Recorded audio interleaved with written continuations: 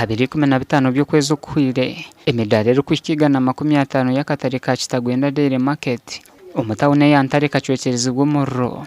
kandi na hato bukomoko bwago tubwakamanywaga ngena kataraga mbire nyine mu bintu binje binkoramo kandi ndire na roni kandi mikire muna sente ezina nyenda kutwara banka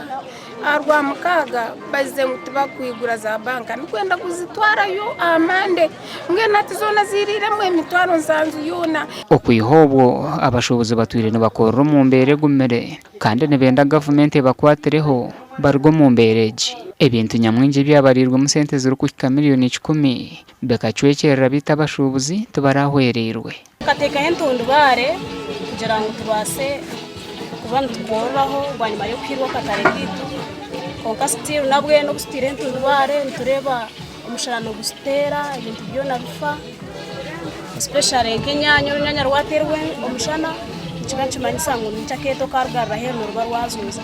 konka tutandishire gukora stiro umushana ni gutera enjure tutera hijihunga ry'umuyaga gutware bitundubare enjure tutera etere bintu byona bifa nkesano nebihimba ebyomire kandi biri fresh biri guterwa umushana stiro nabyo bikajunga abenshi hata bashobangirirwa habo kugira ngo sente zibabire no bakoresa binji bakaba bazeguriza mu banka nkarone ubwa hati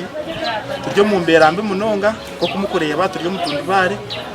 tujye ntubonabona n'enjura kandi tuyararikirire emberegerwe nija ahubwo season ko twaraganisa abantu ngo dukora submission kuzo mu office ya prime minister tukagikora ubasa kureba office ejo yabasa kwirukirira abashobozi bitu so ebya government nebya mpora nkibaso butije hati ninga nyinshi akare konka yo government ne ikecinte kikiriza abantu bagira ngo government yabeta bahwerire embere bagumiri Gashakwa Timothée Mushabe.